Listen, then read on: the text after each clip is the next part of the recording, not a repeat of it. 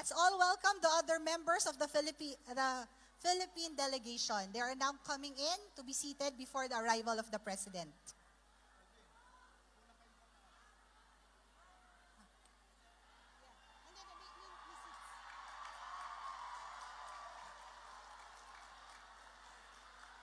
Let's give a warm welcome to the official delegation of the President. They're arriving now.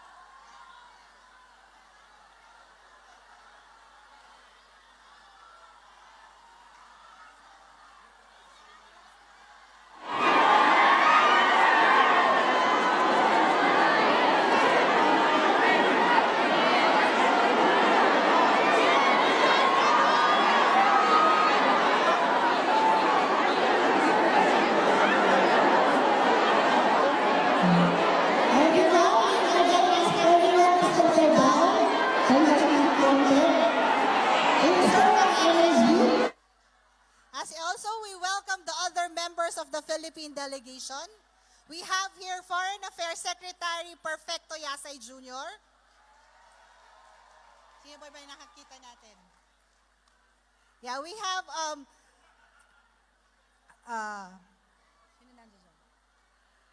the members of the delegation include also the Defense Secretary Delfin Lorenzana, Trade and Industry Secretary Ramon Lopez, Presidential Communications Office Secretary Jose Roberto Martin Andanar, National Security Advisor Hermogenes Esperon Jr., Mindanao Development Authority Chairperson on Dato Abul Kair Alonto, the Presidential Advisor on the Peace Process, Secretary Jesus Doresa,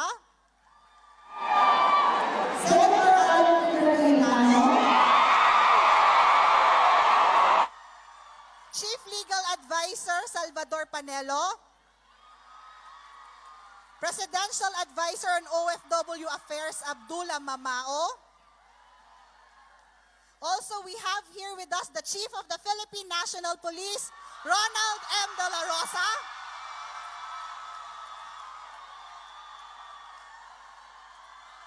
And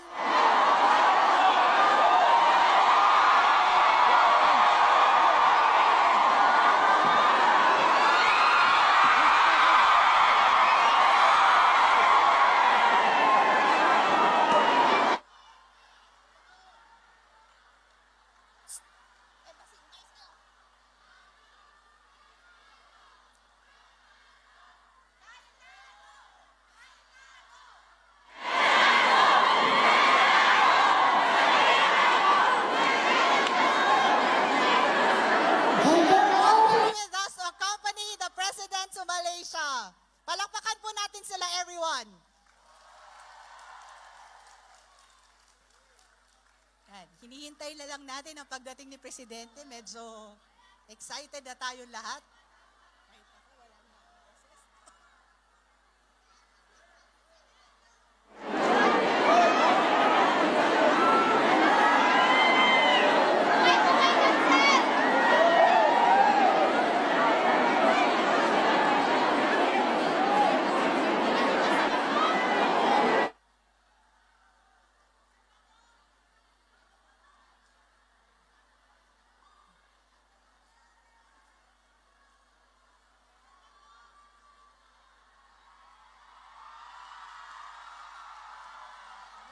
Ladies and gentlemen, let's all welcome, salamat datang ka Malaysia, President Rodrigo Roa Duterte.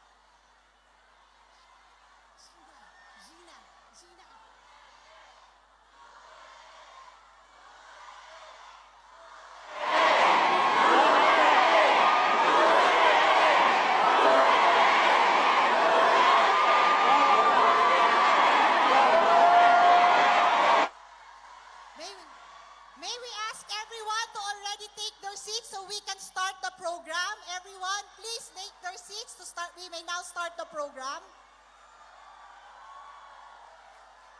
Everyone, please return to your seats.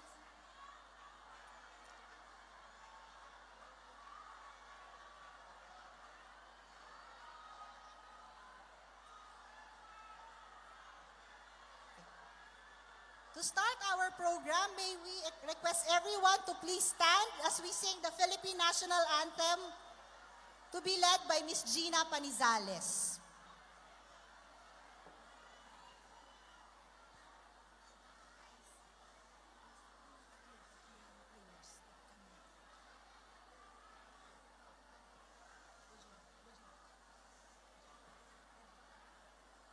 Bayang magiliw, beles ng silanganan, alam ng puso, sa dibdib mo'y buhay, lupang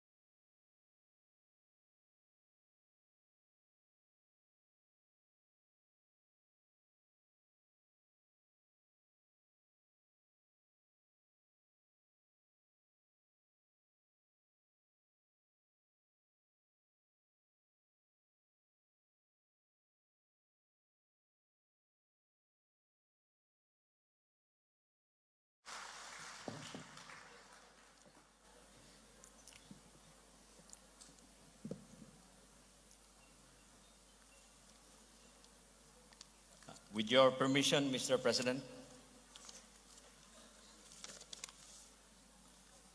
Mahal na Pangulong Rodrigo Roa Duterte, kalihim ng Ugnayang Panlabas Perfecto Yasay Jr., Senator Alan Peter Cayetano, mga pinagpipitaganang miyembro ng kabinete na kasama natin ngayong gabi, mahal kong mga kababayan, Assalamu alaikum warahmatullahi wabarakatuh.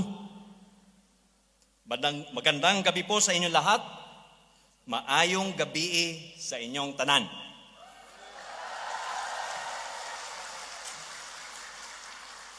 Salamat sejahtera also to our Malaysian friends. Sa ngalan po ng mga Pilipino dito sa Malaysia, nais ko pong batiin ang ating minamahal na Pangulo ng isang masayang pagdating sa Kuala Lumpur.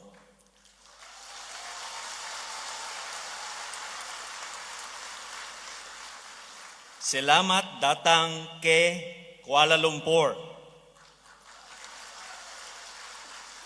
Nalipay mi naning bisita kadiri sa Malaysia.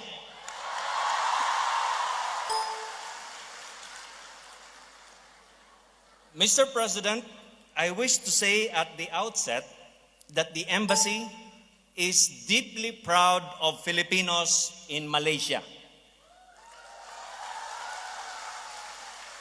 Not only are our Filipinos here hardworking, resourceful, and devoted to our country, they are also united and helpful to each other and to the embassy, sir.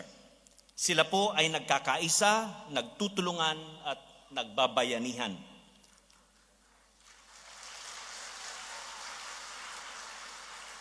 The Filipinos here have a strong sense of togetherness and helpfulness because we have an umbrella organization that gathers the 30 or so Filipino-Malaysian community organizations into one. This umbrella organization, the Federation of Filipino Associations in Malaysia, FFAM, has been the conduit of the embassy in reaching out to Filipinos throughout Malaysia.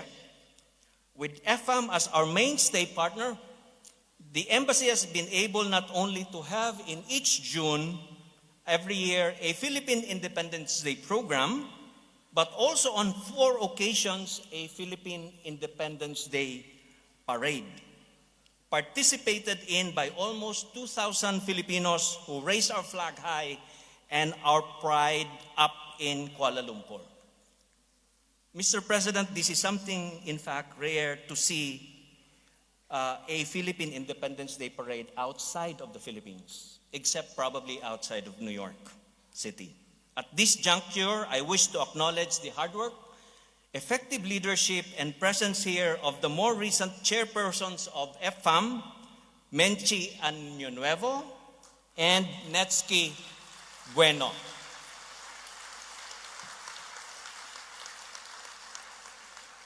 Mr. President, our Filipino Muslim brothers and sisters are also with FFAM, and they are right here with us, the members of the Union of Muslim Filipinos in Malaysia, UMFM.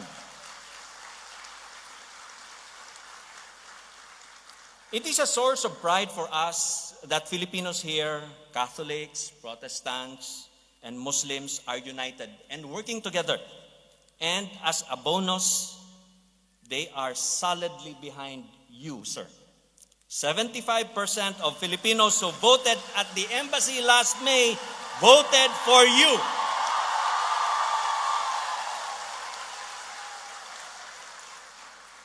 Let me cite just 2 examples of the ways Filipinos here have been helping each other. We have a facility called FWRC, Filipino Workers Resources Center.